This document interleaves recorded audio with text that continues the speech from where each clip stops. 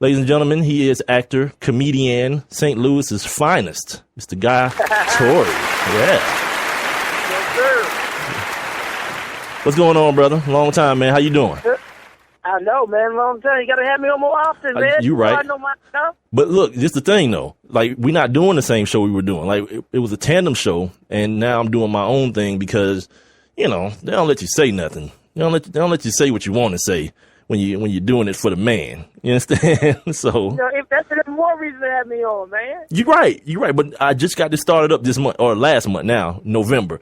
So I just got my own thing started up this month, and, you know, of course, it got to have you on more, man. That's dope. Congrats.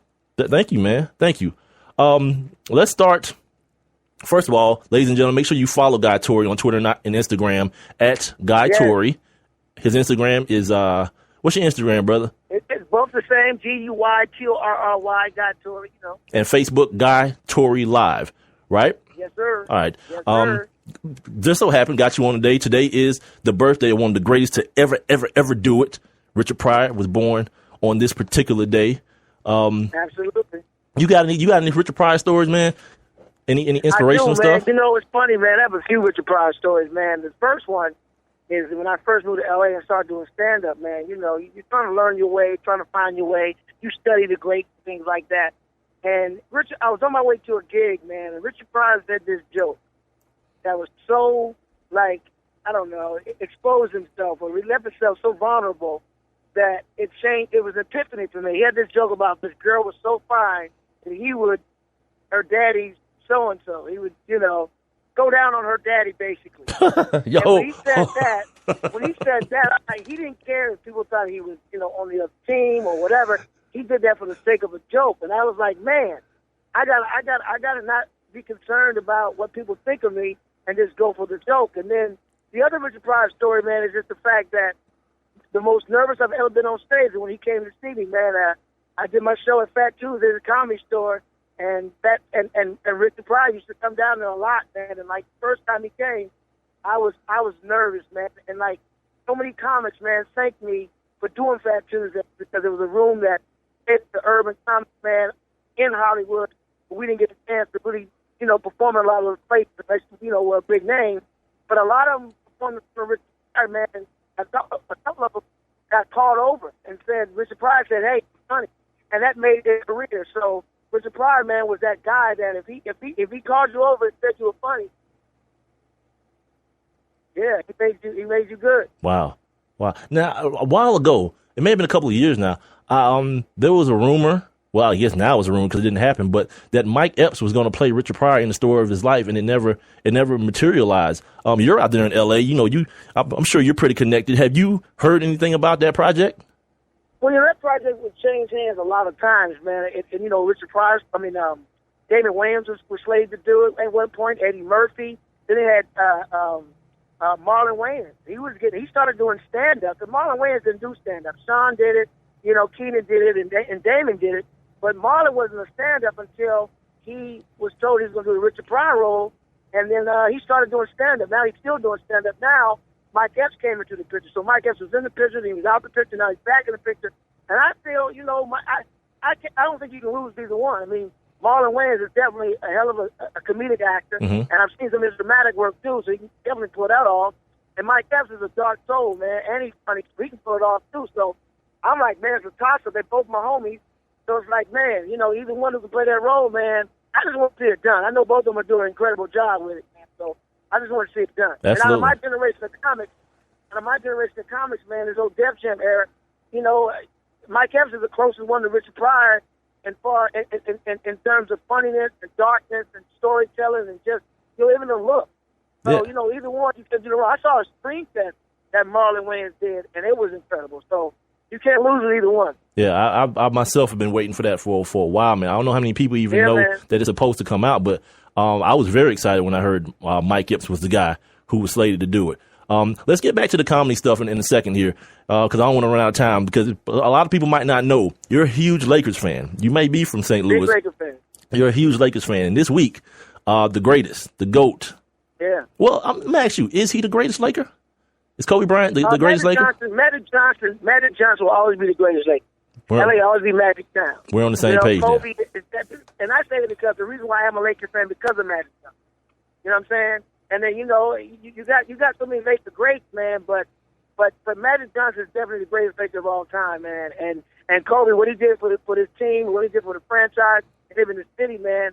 Along with Shaq, and then when Shaq left, he carried the torch on, man. So Kobe is up there too, man. But Shaq brought in a new era, of winning with the Lakers as well, man. So I mean, to me, it's almost a tie between Shaq and Kobe, man. As far as after Magic Johnson, and we can't forget the captain, Kareem Abdul-Jabbar. Absolutely. So, he's really right after Magic too, because we had to rely on him as well. Talking right now with Guy Torry, comedian and actor. Make sure you guys follow him like I do on Twitter and Instagram at GUYTORRY, and on Facebook, Guy Torry Live. We're going to talk to him about his latest thing, doing it tonight, Apollo Night LA. Am I right? No, tonight is Fat Tuesdays, man. Fat Tuesdays is going on tonight. It's the night I started 20 years ago, man, to help, comedians who weren't, privy to going to the All-Star Comedy Clubs in Hollywood on Sunset. So I started this night at the Comedy Store 20 years ago, and black comedians all over have benefited from it, man. And the people in L.A. have come out and supported it. People around the country have come out and supported it. And tonight, I'm doing the last show of the year, Club Nokia. There's still a few tickets left, VIP tickets left. We got some Indiana Patriots coming out tonight to the show tonight. We got some all-star comedians on the show. Gary Oakley. We got our man Lil Rel from Chicago who's on the NBC show. Got me hosting the show. But it's all at Club Nokia going on at 8 o'clock, man. Doors open at 7. It's a pre-party where you can come on, get the drink on, get a happy hour special. And then the food party. The food party starts at 8 o'clock. That goes on to 10. And then, so we got the pre-party, the food party, and the after party, all at Club Nokia for one price, LA Live. Yeah, that sounds like it's going to be deep. Bruh's here, drink and food. Yeah, the Bruh's going to definitely be there for that. And fellas, we got ladies, and ladies, we got fellas. So it's a hell of a time. Done deal. When did you know? When did you know that Kobe Bryant was going to be special? Because a lot of people don't remember. He didn't come into the league like LeBron came in. First game, triple-double. You know what I mean? Kobe had to buy his time a little bit with Nick Van Exel and Eddie Jones and those boys out there, and Rick Fox. He had to buy his time a little bit before he became the Black Mamba. But when did you know that dude was going to be this dude? I think he became that dude, man, when doing that championship run and Shaq fouled out. And Kobe took over and was cool, calm, and collected. You know what I mean?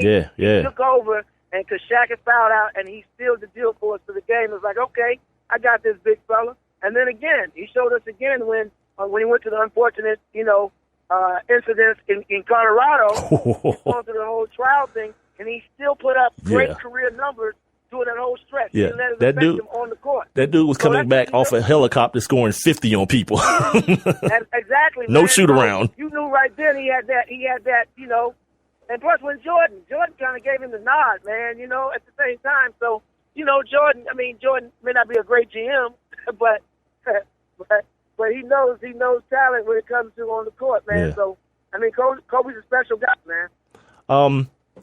They got to retire a Kobe Bryant jersey. Which one do they retire? The 24 or the 8? You know what? I had the discussion yesterday, man. I think they should retire both of them. Me too. One jersey, 8 on one side, 24 with a slash, or 24 on the other side of the slash. You got to do both, man, because he won 3 with number 8. He did incredible things with number 24. So why not? First in history to have 2 numbers retired. They retired 23 and 45 at Jordan. But Kobe Bryant should get number 8 and 24 definitely retired. Yeah, you damn right. That's the most boss player move of all time. You got one dude, now, 2 jerseys. Another question, though. When they put the statue up, what number they put? Oh. Did they put number 8 on his back and then have him hold another 24 jersey? I think that'd be a pretty cool statue if. He got an 8 jersey on, and then he holds number 8. Yeah, number 24. That's gonna be a tricky one. The statue's gonna be a tricky. I didn't even think about that. Statue is a tricky one. Damn.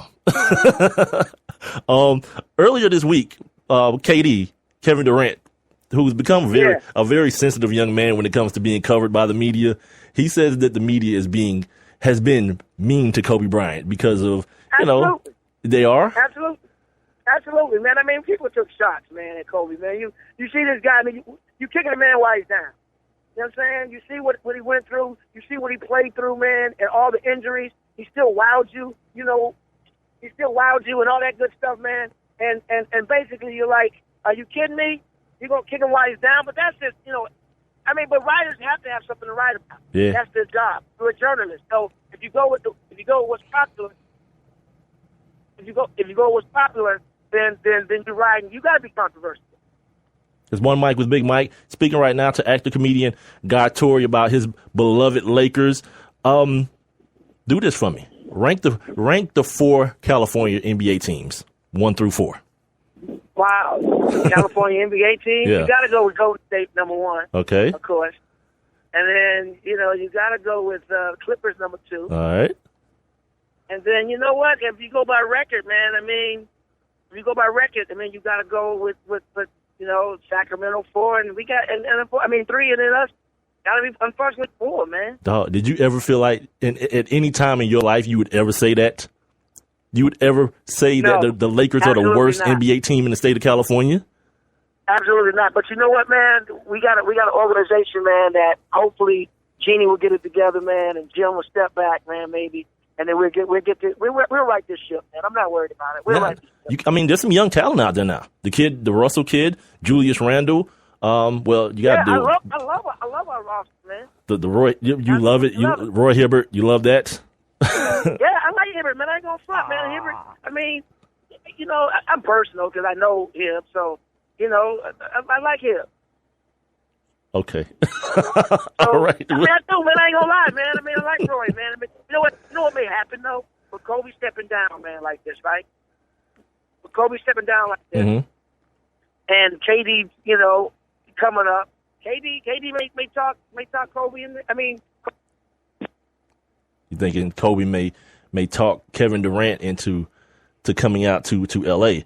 That's Guy Torry, comedian, actor. I think we lost the call for a minute. He must have went through a bad setup. We'll see if we can get him back here in a second because I gotta ask him about this movie that he's going to be in called Happy Hour. He talked a little bit about the Fat Tuesday that he's doing out in L.A. tonight. So if you're listening and you're in the L.A. area, you got people out in the L.A. area, give your people a call, man. Let them know they'll head out there to Fat Tuesday and mess with old Guy Torry, man. You know, man, I live downtown L.A., man, by the Staples Center, man. Of course you do. You know, I got to keep an eye on my Lakers, man. So the reception downtown isn't the greatest. All these buildings, frames, everything down here, man. All right, well, you know what we'll do? We'll go ahead and get you up out of here, man. But I want to go ahead and get through a couple more questions for you that I had. You being a guy from St. Louis, but now taking up residence in L.A., like what are your feelings about the team? The possible move that the St. Louis Rams could not again become the L.A. Rams. You know, you're from St. Louis, but you live in L.A. Are you kind of torn emotionally with that? I am, man, but you know they hate me in St. Louis right now because being you know an LA resident now, living here for 23 years, man. I grew up and spent half my other life in St. Louis, man. I want the Rams out here, man. I mean, why not? I live out here. I can go to every home game rather than flying to the cold weather.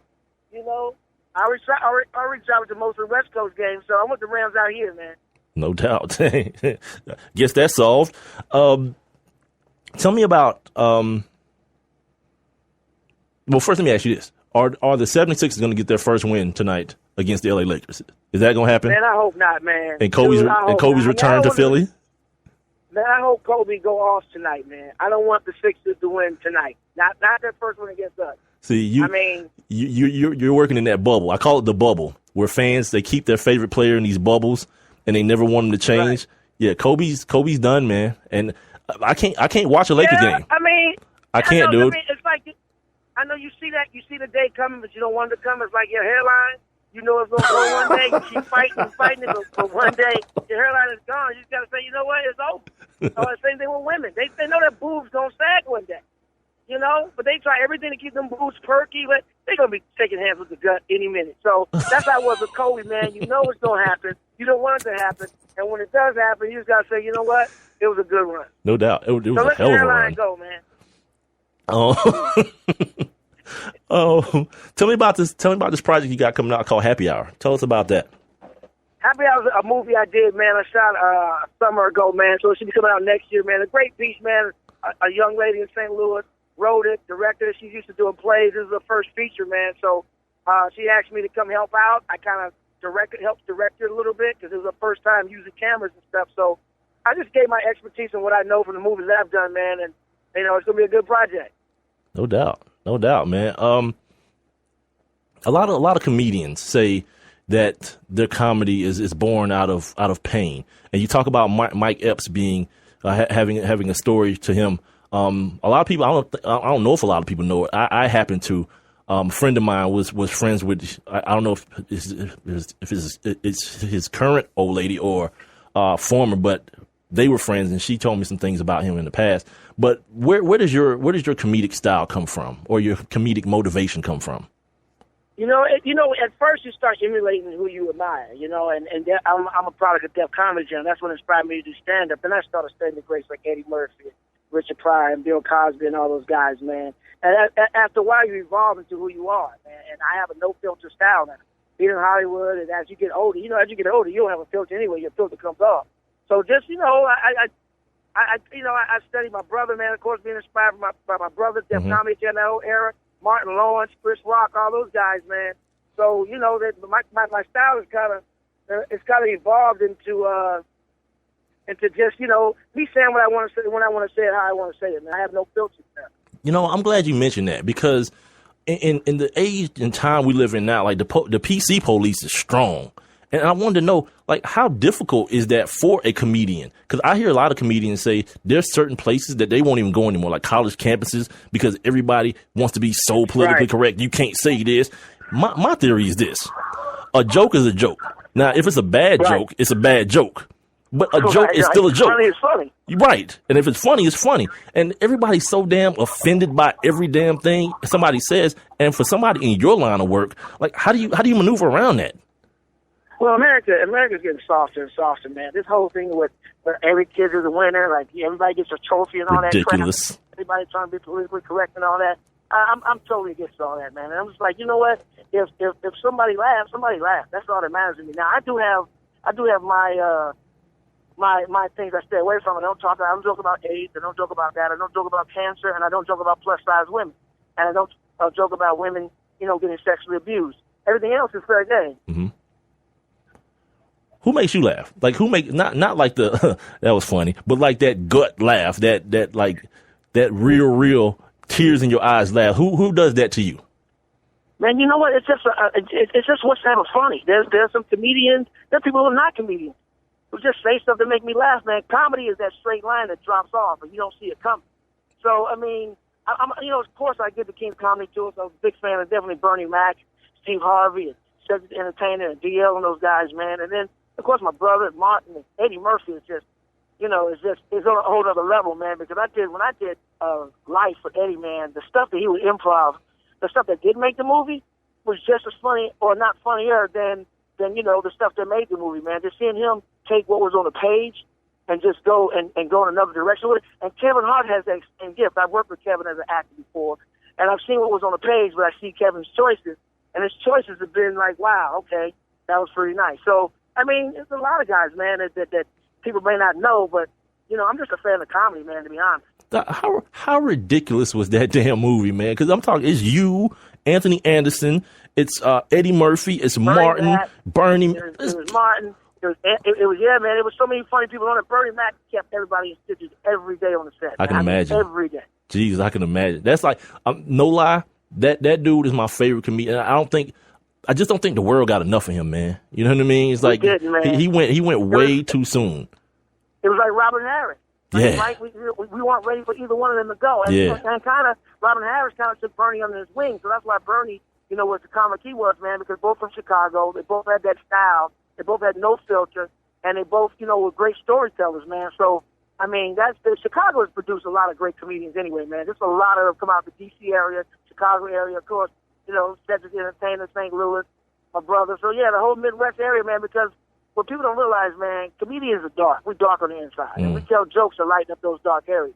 And I heard a great saying one time. I can't remember who said it, but we become comedians because we're so afraid of getting laughed at. We start telling jokes to control the laughter. Wow. Guy Torry just got deep on us, y'all. Guy Guy Torry just took us there.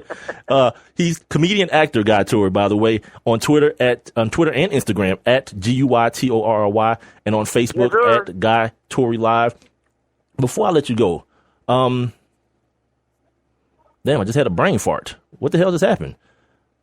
What the hell was I about to say to you, man? While you think of that, just make sure people get down to LA Live tonight at Club Nokia. When the hottest comedy shows ever, Fat Tuesday, still tickets left. Doors open at 7 o'clock. Shows at 8. Gary Owen, a man from Shaq All-Star, from Think Like a Man 1 and 2 with Kevin Hart. We also got, Dean Hardy, up-and-coming funny comedian touring the country. We got Melanie Tomato, who's, to me, one of the queens of comedy, over to Martin Lawrence, Jamie Foxx, and Chris Tucker. And then we also have, Lil Rel on the house from Chicago. He's on a new NBC show called The Carmichael Show. Another funny guy. That is awesome. Fellas, the holiday season, come on out. Lil, is he the dude that plays the brother? Yeah. He plays Carmichael's brother, right? Yeah, and his girl is Tiffany Haddish. Yeah. That dude is a damn nut. Like, for those of you who haven't seen the Carmichael Show, you got to check that out. And you know what I love about that show? It touches issues. Like I told my old lady the other day, I was like, man, if this show lasts 3 seasons, I'm gonna be surprised because they're not playing. I think it's Harold Carmichael was the receiver because I'm in football mode, but it's Gerard Carmichael. Gerard, very funny man. Right, very funny. Had a very funny HBO special, man. That he shot at the Comedy Store, man. But young, funny brother, man. Good writer, good deliver the jokes, and turned out to be a pretty good actor as well, man. So it's gonna be a great show tonight, man. What's the next evolution for Guy Torry? That's what I was going to ask you. The documentary, man. I'm shooting a documentary on Fat Tuesday, the night that changed the game, man. From Hood to Hollywood, the untold story, man. It's about a night of young, hungry black comedians, man, who wants their voice heard after the Rodney King verdict. And my final question for you, and by the way, I'm talking to Guy Torry. He's at Guy Torry on Twitter and Instagram, Guy Torry Live on Facebook. He is an actor and comedian doing this event, Fat Tuesday tonight at the Nokia Center. So if you got people out in the L.A. area. Club Nokia, yeah. Go ahead. Club Nokia, I'm sorry. Have them go out there and check that out. Damn, I did it again. That sound that you hear, dude, that loud sound and that smell, that's my brain farting, cuz. What the hell was I about to say to you, man? I asked you about the next evolution. Oh, why don't comedies, as we talk about life, why don't comedies get consideration by the Academy? Why is it? I missed the last part. The Academy Awards and the Oscars and all that. Why don't comedies get consideration? Comedy, man. Comedy is like the low man on the totem pole for some reason, man. Comedy does not get the respect that it should. Even your own spouse, your own wife or girlfriend don't think it's a real job. Damn. You know what I mean? When I was married, it was like when I changed, it's like, oh, you're going to the club to hang out. No, it's a job. You get on stage in front of thousands or hundreds and try to be funny. So people don't look at it as a real job, but it's a job. It's probably basically we have no band and no backup singing. You tell the same joke twice. People want to get mad at you, but if you sing the same song, they want to hear it over and over again. So for some reason, comedy is a low man on a totem pole, but it's the most pure form. Once again, ladies and gentlemen, he's Guy Torry. Guy, I appreciate you taking the time out to talk to us tonight, man. I hope your event breaks the doors down tonight, man. I know you got a bunch of funny people out there, yourself included, man. Have fun, not too much, of course. We're adults now. But, yeah, have a lot of fun, man, and I appreciate you taking the time out to join me tonight, man. I appreciate you, man. We got to do it more often, man. Definitely. Far too long and far too less, too many times not doing it. My man. Have a good one, brother. All right, go. He's Guy Torry. Everyone, make sure you guys, once again, follow him on Twitter and Instagram at GUYTORRY, and on Facebook, Guy Torry Live. He's going to be at Club Nokia tonight for his Fat Tuesday. Got a documentary coming out about that joint as well. So you guys, when it comes out, make sure you check that out.